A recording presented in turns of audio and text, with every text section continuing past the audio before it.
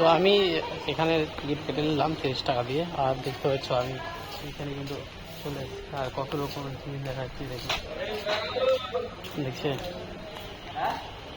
দেখছে কত রকম চেয়ার টেবিল আলাদাই। এই দেখুন, এটার ভেতরে যদি ঢোকা যায়, এর ভেতরে ঢুকতে গেলে কিন্তু আর ছবি তুলতে পাওয়া যাবে না বা কোনো ক্যামেরা করা যাবে না। এটাই সেই জগৎ সেটের বাড়ি। অনেকে কিন্তু আছে দেখতে পাচ্ছি আমি।